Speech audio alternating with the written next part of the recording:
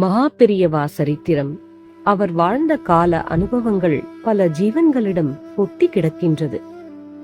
அதில் சில காற்று வாக்கிலே நம்மிடமும் வந்து சேரும்போது, சிலது அடிக்கடி வந்து சேரும் போதும் அழுக்கவே இல்லையே.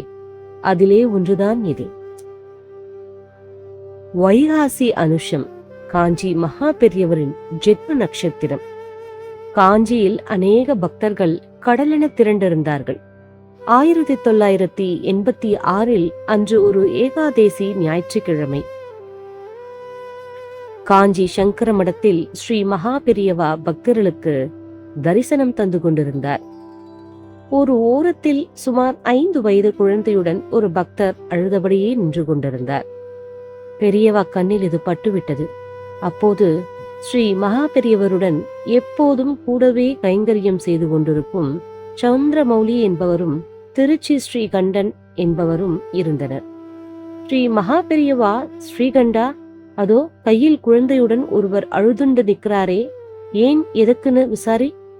ஸ்ரீகண்டன் அவரிடம் சென்று அவரது கவலைக்கான காரணத்தை ஸ்ரீ மகா பெரியவா கேட்டு வர சொன்ன தகவலை தெரிவிக்க, அந்த மனிதரே ஓடி வந்து கைகூப்பி, சாமி கும்பிடுறேங்க, என் கையில் இருப்பது என் 5 வயது பெண் குழந்தை. உடல்நிலை சரியில்லை. டாக்டரிடம் காண்பித்தேன். குழந்தைக்கு இருதயத்தில் துவாரம் இருக்கிறது. ஆபரேஷன் செய்ய வேண்டும். இருப்பினும் கொஞ்சம் சிரமம்தான் என்றும் அவர் சொல்லிவிட்டார். ஆபரேஷனுக்கு தேதியும் குறித்தாயிற்று. நம்ம பெரியவாளிடம் குழந்தையை காண்பித்து அவரிடம் சரணாகதி அடைந்து விட்டால் குழந்தை குணமாகிவிடும் என நம்பி வந்திருக்கேன். ஒருவேளை என் குழந்தைக்கு ஆபத்து என்றால் ஆபரேஷன் செய்து அது இறப்பதை விட பெரியவரின் பாதார விந்தங்களை அது அடையட்டுமே என மனசிலே பட்டுது. ஓடி வந்தேங்க அப்படின்னார். ஸ்ரீ மகா பெரியவா உடனே குழந்தையை அருகிலே கொண்டு வரும்படி சொல்லி ஆசிர்வதித்தார். அருகிலிருந்த சந்திரமௌலியிடம் ஒரு மாம்பழத்தை கொடுத்து, இதில் சிறு துண்டை நறுக்கி குழந்தைக்கு கொடுக்க சொல், சரியாகிவிடும். ஆபரேஷன் எல்லாம் ஒன்னும் அவசியம் இருக்காது. பிரசாதம் கொடுத்து அந்த பக்தரை ஊருக்கு அனுப்பிவிட்டார். அதன்பின் அந்த மனிதர் தன் குழந்தையை டாக்டர் குறிப்பிட்ட நாளில் அழைத்துச் சென்றார். அந்த குழந்தையின் தந்தை டாக்டர் என்ன சொல்ல போகிறாரோ என்று பயந்து நடுங்கிக் கொண்டிருந்தார். டாக்டர்கள் உள்ளே அழைத்துச் சென்று குழந்தையை பரிசோதித்தனர். வெகு நேரமாகியும் அவர்கள் வெளியே வரவே இல்லை. ஒட்டுமொத்தமாக 3 டாக்டர்கள் குழந்தையை பரிசோதித்த போது ஆச்சரியமடைந்தனர். இருதயத்தில் துவாரமா? இந்த குழந்தைக்கா? இல்லையே, இதோ படம் இருந்ததே, நாங்கள் பார்த்தோமே என்றார்கள் இருவர். அன்று இருந்த துவாரம் இன்று மறைந்தது எப்படி? 2 டாக்டர்களும் வெளியே வந்து கூப்பிட்டார்கள். எங்க, ஏதாவது ட்ரீட்மெண்ட் கொடுத்தீங்களா, என்ன செஞ்சீங்க என்று குழந்தையின் தந்தையிடம் கேட்டார்கள்.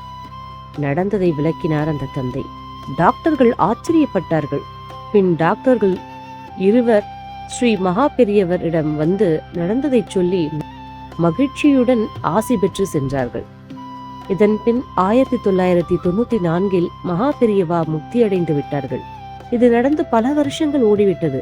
2006 ஒரு வெள்ளிக்கிழமையன்று ஒருவர் ஸ்ரீ மகா பெரியவரின் அதிஷ்டானத்திற்கு பிருந்தாவனத்திற்கு வந்தார். அங்கு பூஜை செய்து கொண்டிருந்த சந்திரமௌலியிடம் திருமண பத்திரிகை ஒன்றை கொடுத்து, ஸ்ரீ மகா பெரியவாளின் அதிஷ்டானத்தில் அதை வைத்து பிரசாதம் தாருங்கள் என கேட்டார். சந்திரமௌலியும் அவருக்கு மாம்பழம், துளசி, கற்கண்டு கொடுத்தார். அப்போது அந்த பக்தர் கண்களில் கண்ணீர். இவர் ஏன் அழுகின்றார்? ஒருவேளை புளிக்கிற மாம்பழத்தை கொடுத்து விட்டோம் என நினைத்து வருத்தப்படுகிறாரோ என சந்திரமௌலி நினைத்து, எதுக்கு அழறீங்க என்று கேட்டார். சுவாமி, நினைவிருக்கிறதா? 20 ஆண்டுகளுக்கு முன் பெரியவா கிட்ட வந்தேன். என் குழந்தைக்கு இதயத்திலே துவாரம், ஆபரேஷன் பண்ணணும்னு சொல்றாங்க, ஆசிர்வாதம் பண்ணுங்க என்று வந்து அழுதேனே. பக்கத்திலே நீங்க இருந்தீங்க. உங்களிடம்தான் ஸ்ரீ மகா பெரியவா ஒரு மாம்பழத்தை கொடுத்து இருதய நோயால் பாதிக்கப்பட்ட என் மகளுக்கு கொடுக்க சொல்லி குணமாக்கினார். அந்த குழந்தைக்குத்தான் இப்போது திருமணம். இன்றும் அதே போல ஒரு மாம்பழத்தை நீங்கள் தருகிறீர்கள். இதை மகா பெரியவா மீண்டும் உங்கள் மூலம் தரும் பிரசாதம் என்றே நினைக்கிறேன். குழந்தையை ஆசிர்வதியுங்கள் என்றார். வாழும் தெய்வமான ஸ்ரீ மகா பெரியவர் நம் அனைவரது மனதிலும் இதயக்கனியாக இன்றும் விளங்குகிறார். இன்னருள் ஒன்றே வேண்டி உன் பதம் நாடி என்றும் முன்னடி போற்றி நிற்கும் அடியவர் கோடி உண்டு. உன்னருள் நாடா நிற்கும் ஒருவனை எங்கு காண்பாய்? அன்னையே, அப்பா வந்தேன், என்னையும் காப்பாய். ஜெய ஜெய சங்கர, ஹரஹர சங்கர.